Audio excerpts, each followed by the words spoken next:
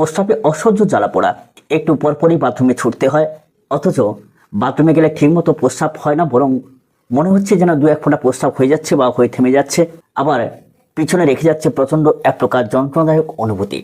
যদি এই লক্ষণগুলোর সাথে আপনি বা আপনার পরিচিত কোনো ব্যক্তির এরকম সমস্যা হয়ে থাকে, তবে আজকের ভিডিওটা একদম আপনার জন্যে। ভিডিওটা প্রথম থেকে একদম শেষ পর্যন্ত দেখবেন, কারণ এই ভিডিওতে আলোচনা করব শুধু ওষুধ নয়, ওষুধের সাথে সাথে আর কি ঘরোয়া যে বিষয়গুলো সেগুলো আপনি নিয়ন্ত্রণ করবেন। আমাদের হোমিওপ্যাথি যেহেতু রোগ দেখে নয়, রোগের লক্ষণ দেখে চিকিৎসা হয়, অর্থাৎ কোন প্রকৃতির লক্ষণ থাকলে, কেমন প্রকৃতির জ্বালাপোড়া থাকলে, কখন জ্বালাপোড়া করলে, প্রস্রাবে আগে না পরে না শেষে, এইরকম লক্ষণের উপর নির্ভর করে আমাদের কিন্তু ওষুধগুলো আলাদা আলাদা হয়। আজকে এই ভিডিওর মাধ্যমে বিস্তারিত আলোচনা করার চেষ্টা করব, যাতে করে এই প্রস্রাবের জ্বালা বা সমস্যাগুলোকে আপনারা সঠিকভাবে নিয়ন্ত্রণ করতে কী কী হোমিওপ্যাথিক ওষুধ কেমন প্রকৃতির লক্ষণ থাকলে ব্যবহার করবেন। সাধারণ ভাষায় এই প্রস্রাবের সমস্যাটাকে বলা হয় ইউরিনারি ট্র্যাক্ট ইনফেকশন বা ইউটিআই, অর্থাৎ মূত্রথলিতে প্রদাহ, শরীরে অত্যন্ত জলের ঘাটতি এবং কিডনিতে পাথরের সমস্যার কারণে এমন সমস্যাগুলো হতে পারে। হ্যাঁ বন্ধুরা, ভিডিওটা প্রথম থেকে একদম শেষ পর্যন্ত দেখবেন, কারণ এই ভিডিওতে আলোচনা করব শুধু ওষুধ নয়, ওষুধের সাথে সাথে আর কি ঘরোয়া যে বিষয়গুলো সেগুলো আপনি নিয়ন্ত্রণ করবেন। আজকের এই ওষুধের পূর্বে, অর্থাৎ কোন রোগের ক্ষেত্রে কোন ওষুধ যে আপনি সেবন করবেন সেটা বলার আগে অবশ্যই করে আমাদেরকে একটু জেনে নিতে হবে যে হোমিওপ্যাথি চিকিৎসা নির্ভর করে রোগী এবং রোগীর মানসিক লক্ষণের উপরে নির্ভর করে। একজন রোগীর ক্ষেত্রে একটা ওষুধ দিয়ে আপনি কাজ পেয়েছেন বলে সমস্ত রোগীর ক্ষেত্রে সেই একই ওষুধ দিয়ে কাজ পাবেন এমনটা নয়। তার লক্ষণের উপরে নির্ভর করে যদি লক্ষণ মিলে, তাহলে অবশ্যই করে সেই ওষুধ তার ক্ষেত্রে প্রযোজ্য বা কাজ করবে। আসুন বন্ধুরা, আমাদের হোমিওপ্যাথি যেহেতু রোগ দেখে নয়, রোগের লক্ষণ দেখে চিকিৎসা হয়, অর্থাৎ কোন প্রকৃতির লক্ষণ থাকলে, কেমন প্রকৃতির জ্বালাপোড়া থাকলে, কখন জ্বালাপোড়া করলে, প্রস্রাবে আগে না পরে না শেষে, এইরকম লক্ষণের উপর নির্ভর করে আমাদের কিন্তু ওষুধগুলো আলাদা আলাদা হয়। তাহলে সেই একে একে প্রস্রাব জ্বালার ওষুধগুলো সম্বন্ধে একটু আলোচনা করি, যে কেমন প্রকৃতির লক্ষণ থাকলে আপনি ব্যবহার করবেন। তাহলে আজকের যে প্রথম ওষুধ সম্বন্ধে আলোচনা করব সেটা হচ্ছে ক্যান্থারিস। হ্যাঁ বন্ধুরা, এই প্রস্রাবের জ্বালা মানে সবাই জানে একটা ক্যান্থারিস হোমিওপ্যাথি ওষুধটা খুব দুর্দান্ত কাজ করে। এই ওষুধটির কিন্তু লক্ষণ আমাদের জানা চাই অবশ্যই করে, যে কেমন প্রকৃতির লক্ষণ থাকলে এই ক্যান্থারিস হোমিওপ্যাথি ওষুধটা আপনার ক্ষেত্রে প্রযোজ্য বা কোনো রোগীকে দেওয়া যেতে পারে। বন্ধুরা, যদি লক্ষণ হিসেবে এরকম আপনার ক্ষেত্রে দেখা যায় বা কোনো রোগীর ক্ষেত্রে দেখা যায় যে প্রস্রাব করার আগে এবং প্রস্রাব করার সময় ও প্রস্রাব করার শেষে প্রচণ্ড পরিমাণে কাঁটা বা আগুনে পোড়ার মতো করে জ্বালা, ক্যান্থারিস মানে সবসময় যেন আগুনে পোড়ার মতো করে জ্বালাটা বেশি থাকবে, এই রকম লক্ষণ যদি থেকে থাকে, মূত্রথলিতে যদি দেখা যায় যে এক ফোঁটা প্রস্রাব জমলেও বাথরুমে ছুটতে হয় প্রস্রাব করার জন্যে, ফোঁটা ফোঁটা প্রস্রাব হয়ে যায়, কোনো রকম জমার নাম ধরে না, সেই এক ফোঁটা যে জমলো সেই প্রস্রাবটা আপনাকে করতে যেতেই হবে এবং চরম যন্ত্রণা। 2 নম্বর যে ওষুধটা সেটা হচ্ছে স্টেপিসেগিয়া। এই ওষুধটি নির্দিষ্ট কিছু বিশেষ ক্ষেত্রে চমৎকার কাজ করে। কেমন প্রকৃতির লক্ষণ থাকলে তবে ব্যবহার করবেন?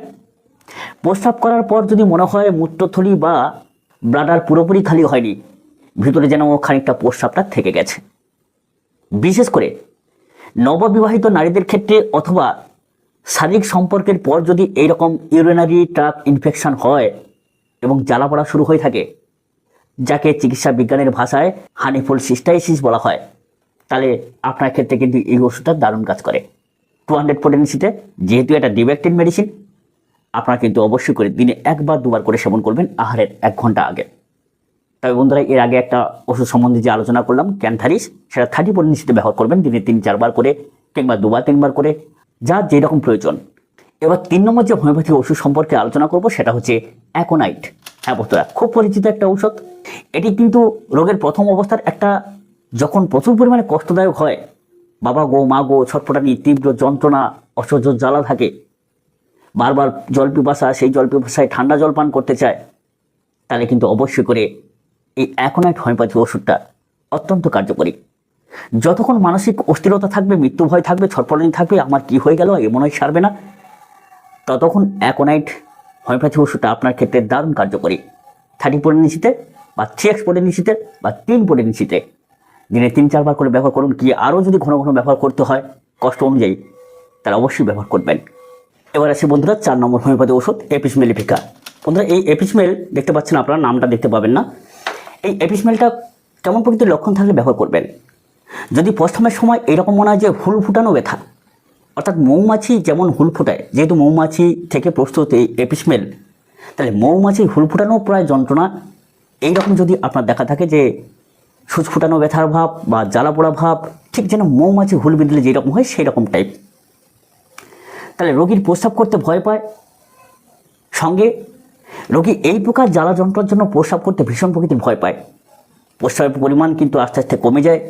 শরীরের নানান জায়গায় বা চোখের নিচে হালকা ফোলাভাব তৈরি হয়, এবং এমন ফোলাভাব তৈরি হয় যেন থলির মতো জল ভরা আছে। এই রকম লক্ষণ যদি দেখে থাকেন, তাহলে অবশ্যই করে এই এপিস মেলেভিকা হোমিওপ্যাথি ওষুধটা 200 পটেন্সিতে দিনে 2 বার করে ব্যবহার করবেন, অবশ্যই উপকার পাবেন। বন্ধুরা, এবারে আসি 5 নম্বর হোমিওপ্যাথি ঔষধ, আমাদের হচ্ছে সারসাপেরিলা। বন্ধুরা, এই সারসাপেরিলা হোমিওপ্যাথি ওষুধটা প্রস্রাবের জ্বালা যন্ত্রণার কাছ থেকে, পাথরির কাছ থেকে সবাই জানে যে চমৎকার একটা হোমিওপ্যাথি ঔষধ, কিন্তু লক্ষণ ভেদে আমাদেরকে প্রত্যেকটা হোমিওপ্যাথি ঔষধটা ব্যবহার করতে হয়।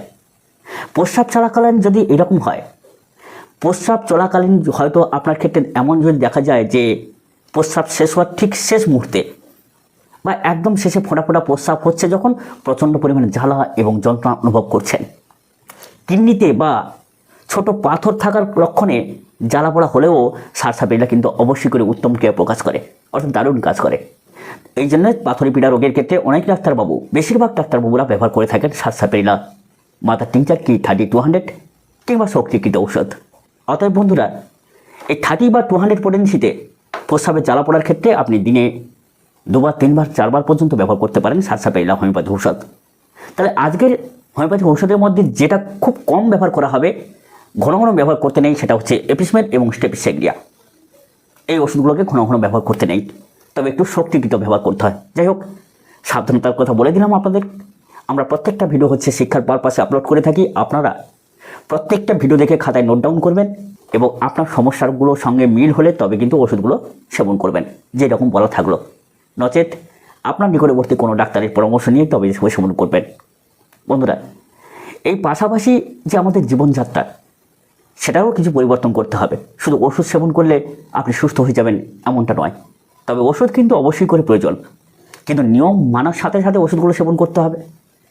যেমন পর্যাপ্ত পরিমাণে জল সেবন করতে হবে, অতিরিক্ত তেল মশলা ঝালযুক্ত খাবার খাওয়া যাবে না, ডাবের জল, লেবুর শরবত এগুলোকে খেতে হবে, কারণ এটি মূত্রথলির যে খারত্ব সেটাকে বজায় রাখতে সাহায্য করে, জ্বালাপোড়া দ্রুততার সঙ্গে কমাতে সাহায্য করে।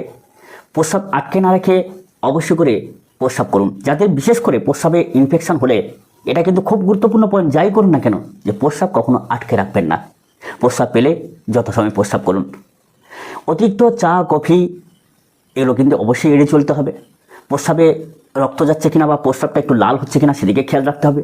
এরকম যদি দেখে থাকেন, তাহলে অবশ্যই করে ডাক্তারের পরামর্শ নিতে হবে। কোমরের পিছনে বা পেটের নিচের দিকে তীব্র ব্যথা হচ্ছে কিনা সেদিকে খেয়াল রাখতে হবে, কিংবা প্রস্রাবের জ্বালার সাথে সাথে আপনার কাঁপুনি বা জ্বর আসছে কিনা, এগুলোকে কিন্তু গুরুত্ব দিতে হবে। এগুলোর সঙ্গে যদি ভীষণ প্রকৃতির ভয় বা রক্ত যাওয়া, প্রস্রাব প্রচুর পরিমাণ লাল পড়া, সহজে না কমতে চায় 2-4 দিনে বা 5-7 দিনে, অবশ্যই করে কিন্তু ডাক্তারের পরামর্শ নেবেন। তাতে করে আপনার মঙ্গল, আপনার পরিবারের মঙ্গল, আপনি সুস্থ থাকুন, সর্বদাই আমরা কামনা করি।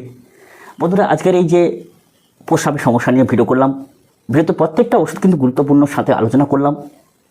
যে সমস্ত ডাক্তারবাবুরা বা নতুন যে শিক্ষার্থী আপনারা ওষুধগুলো ব্যবহার করে থাকেন, অবশ্যই করে ম্যাথমেটিক্যার সঙ্গে লক্ষণগুলো মিলিয়ে রোগীদের দিতে থাকুন, অবশ্যই কাজ পাবেন। প্রত্যেকটা ওষুধ অনেক কার্যকরী। আর এই ভিডিও কেমন লাগলো অবশ্যই করে, যদি ভালো লেগে থাকে তাহলে কমেন্ট করে জানাবেন আর বন্ধুদের শেয়ার করবেন। দেখা হয় পরবর্তী ভিডিও পর্বে। সকলে অনেক অনেক ভালো থাকুন, সুস্থ থাকুন।